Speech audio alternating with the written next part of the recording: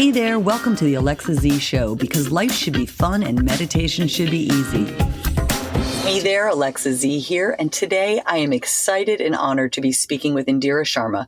Indira is a partner at the law firm Saul, Ewing, Arnstein, and Lehr, which are everywhere across the country, from Miami to Boston to Minneapolis and lots of places in between. But she is coming to us from our favorite home state of Maryland, and her firm is in Baltimore. She's also the past chair of the Young Lawyers section of the Maryland State Bar Association. I had the pleasure of working with Indira at a few Mindfulness for Law events, and I was just thrilled that she was as excited as I was to share a bit about her own story with us about meditation, mindfulness, life, and law. And you know, good old technology helped us make this happen. Indira is at her house working today from home, and I am in my van doing my recording. I don't know if you guys know about my van. I call it the Tatermobile. Love this thing. So, you know, there's a little hiccups along the way. We are laid back. It's a great recording. She was worried about some construction, and I'm always worried because you never know what's going to happen. But I think you're going to enjoy it as much as we did. So much is in this short, jam-packed interview. I hope you enjoy it. A show for those who want to meditate or maybe tried, loved it one day, hated it the next, or maybe forgot why the heck they're supposed to do it anyway. Well, you landed on the right show. Do you still find yourself wishing you had more time, waking up tired, wanting to take back what you just said to your boss? Seriously, don't you just want to spend a peaceful, productive day with time left to learn the guitar and start that $1 million side hustle? Follow me at alexazmeditates.com/podcast and let's make it happen. Hello there. Welcome to the Alexa Z Show. So excited. I've got Indira here. Indira, to start this awesome interview, which I'm so excited about, can you first and foremost tell me and the listeners about yourself, family, career, self, leisure, whatever you want us to know? Hi, Alexa. I'm so glad to be here today. So I'm an attorney. I'm a partner at a law firm, and I've been practicing law for 13 years. I have 3 small children. They are 9, 8, and 5. I'm married to a physician, and we just have a very happy life together. Fantastic. And just hearing you in your happy way say, I'm a lawyer, my husband's a doctor, I've got these kids, just that makes me feel happy, but a little stressed out. So I'm glad we're talking about meditation today, which brings me to my next question. So what was it that made you say, I need to learn more about meditation and mindfulness? What was it? Well, I think it really became important for me as I was becoming a parent, which was about 9 years ago. That's when my journey started. Life as an attorney is incredibly busy. Being married to a physician is incredibly busy. But as we were getting ready to have kids and started thinking about adding more people into our busy life, I realized that something needed to change because we needed to de-stress and figure out how to take care of ourselves. And so we started this journey together, and I'm very fortunate that my husband's been part of this too. So we've been doing this together actually. And we took our first meditation course with an organization called The Art of Living. And it took us several times in order to take the course and really get into a habit. So for me, it's been a journey to get to a daily practice, but it really has helped me as a parent, as a lawyer, as a wife. Just every aspect of my life has been improved through this practice. That's fantastic. And every time you say something, I'm like, oh, my listeners always, or my students always ask these questions, and you're just teeing it right up for me. With that busy life and bringing it into your life, you know, based on those things, a lot of times in meditation, we do come to it like, yep, I got to make a better life. I know life is stressful, is going to get more stressful. So we almost start meditation as a pill, like, oh, give me a little bit of this. And I always say later on, because I did start it as a pill for panic attacks, it becomes our vitamin. So when do you take your vitamin? Like, how long have you been meditating? And can you tell us a little bit about your daily schedule? For all of us busy people, it's tough. It's tough to have a really consistent practice. So tell us, you said you've been practicing for years, but what does your daily schedule look like? So finally, I was able to get down to the daily schedule and a commitment to meditation every day, maybe about 2.5 years ago.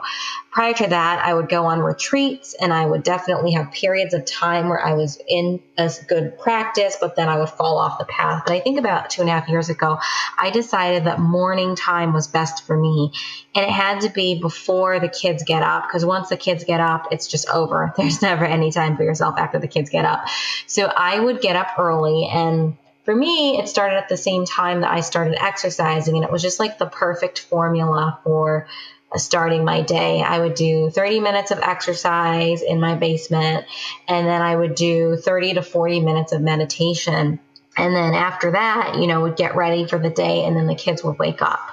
So that's been my practice. That's when it works out the best.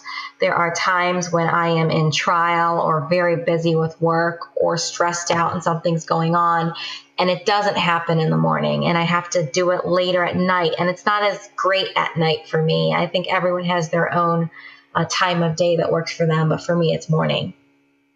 So in your perfect day, would it be once a day or twice a day, and about how long do you meditate? In my perfect day, it is the 30 to 40 minutes in the morning. And then ideally, and it's really just a wishful thing, I would like to do 20 more minutes in the evening. That's kind of the practice that was recommended to me, but I've only been able to consistently do morning, to be honest. Oh, no, it's all good. No judgment when it comes to meditation. And as the listeners are probably thinking, whoa, that's a lot of time. So do not worry. We all know we start small and we work to what works for us.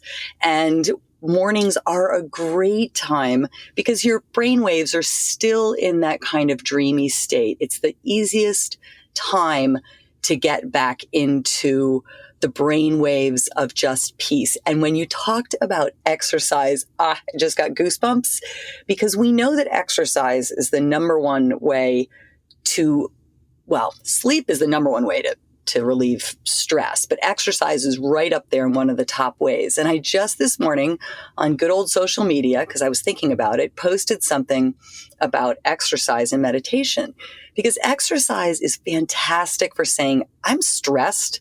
I have a body. I'm awake. I want to get going. It's a great way to relieve stress right now, the stress in your body right now, which is a beautiful thing to do, exercise, or that's why you do yoga postures to ready yourself for meditation.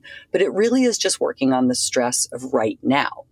Meditation works on all the buildup of stress. So if you have 10 units of stress in your body and you go to sleep and you're like, all right, not a great night's sleep. It was okay. Maybe you got rid of half of it. Well, the rest is still inside of you.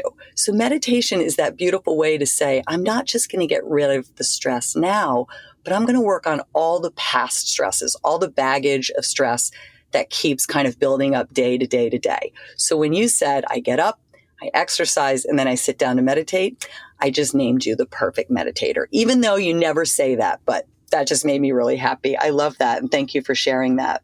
So let's see what else we've got today. In your life, can you describe the benefits, not only personally, but also in your law practice? So what are the benefits that you attribute to your practice? So definitely I noticed after consistent practice that I would, I don't know how else to describe it. I would walk around feeling lighter, like just not as heavy about problems or craziness going around me. There would be stressors around me, but I would just within myself feel like, okay, it's going to be fine. It's not a big deal. I can get through it. I had a lot more energy and positive mindset. So that was a huge benefit. In terms of my law practice, that is tremendously helpful because, practicing law is very stressful. You're constantly listening to people, as a litigator especially, talk about their problems and their worries, and there's a lot of stress coming at you. So for me, the meditation helps me stay peaceful and calm while I'm receiving the stress from everyone else. It also, I think, helps me to be a happy lawyer. I think a lot of lawyers you meet tend to be really stressed out and they don't even know if they like their job anymore. And I think for me, it's helped me enjoy my work. Thank you. And again, you say things, and I'm sure all the listeners have these things going on in their head. And in my head, when you said it makes you enjoy your practice more, as a lot of people know, I'm a recovering CPA and loved being a CPA. And now I'm the accountant for my own business. But I have to say, if I was deep in my practice as I am now, way back then, I, number one, would have been a better, more mindful leader because I had a lot of young people working for me. I definitely would have served them better. And I probably would have taken a lot more joy in my job. I think I would have looked at it a lot differently. So thank you for that. Okay, here comes the next one. Ready? Absolutely. If the Wicked Witch of the West took away your meditation practice, what would you miss most, or like what effects of your meditation practice do you think you would miss? I would miss that feeling of lightness that I mentioned earlier. There have been times when I've fallen off the path and there's been a spell of no meditation, and you can just feel the negativity building back up inside of you. So I think that I would really miss that feeling of peace and calm that comes even in the storm. Like, I have kids, 3 kids, they're running around all the time, but when you're meditating, you can always, at least take a breath and get centered. And I think I would really miss that feeling of being centered. If all of you have the pleasure of meeting Indira one day, you will meet her. And the first thing you will notice, which because you can't help it, she's just stunningly beautiful. She's incredibly put together, but she's a woman on a mission, but she does it in a very peaceful way. And that is the first thing I thought of when I met her. And I think you probably can even just hear it in her voice right now. So thank you. That's so nice of you. Thank you. So the grand finale, like I always tell people, I really don't care what anybody does for a living. I care about who you are. But it is just fantastic that you have done some dabbling in helping the profession. So I take as much time as you'd like and tell us about Mindfulness in Law and the program. And we'll wrap up with where people can maybe find out more about it. So lawyers, judges, tell us all about it. So I think mindfulness in law is somewhat of a new concept. Different state bar associations are now exploring this mindfulness practice and are bringing tools to lawyers and judges. And so the Maryland State Bar Association recently had a bench bar wellness week, and Alexa did one of our programs one day on meditation, which was really great. So now we are introducing the Bar Association to this practice. And last year when I was chair of the Young Lawyers section, my platform was lawyer wellness. So I did a lawyer wellness retreat. And again, that's when I met Alexa and she did a lot of the programming. So one of the ways that you can learn about this meditation is to see what your bar association, whether it's a local bar association or the Maryland State Bar Association, is offering in terms of wellness, because there are wellness committees that are forming now and that are active. The other great resource for lawyers is the Maryland and DC chapter of the Mindfulness in Law Society. So you can get on your computer and Google Mindfulness in Law Society. I got introduced to Mindfulness in Law Society last year through the retreat that I did. They were a great partner in the lawyer wellness retreat, and they're just very focused on sharing this knowledge with attorneys. I think the program is fantastic. And when it comes to programs like this, sometimes you're like, oh yeah, that's nice. Check a box. We've got the program, but that is not the case with this Mindfulness in Law program. They're active. There are wonderful resources for people. So in the show notes, I'll include some links for anybody who's interested. And if you're enjoying what you're hearing, please share it. Not only with any attorneys or judges or whatever, but share it with any profession. I will be sharing it with my CPA buddies and all of my corporate buddies, because you need to hear it for somebody who walks it and talks it, and that is Indira Sharma. Indira, I can't thank you enough for joining us today. This was fantastic, and we got through all the technological garbage, and hopefully it'll come out sounding great. And I hope you join me again. And again, I really appreciate it. Is there anything else you'd like to sign off and tell anybody or give them any encouragement? I think lawyers are skeptical and they feel that they can't start this because they're so busy. But I can tell you that if you make the time for this in the morning or in the night, whatever works for you, you are going to be so much more efficient with your time, and you're going to actually find hours in the day. So if you're looking for more hours in the day and looking for ways to be more efficient, I really think that's one of the other great benefits of developing a practice. Thank you, Alexa. It's been really fun. Oh, you're welcome. And I got to add one more thing. I also had the joy of briefly meeting her kids. And outside of being a mindful attorney, being a mindful parent is so important. And on a couple shows from now, we'll be getting into mindfulness and parenting. And maybe we'll have to bring her back and she can talk about that too. Thanks again, Indira. Signing off with Indira. Hold tight. Got a few more things to go over. And thank you again. I hope you enjoyed that as much as I did. Indira is a great woman. Here's a little bit more about the program she spoke of at the end of the interview. Jennifer Dill, who is also a great woman, great Maryland attorney. She is the co-chair of the Maryland, D.C. chapter of Mindfulness in Law Society. All these links will be at the bottom of the show notes.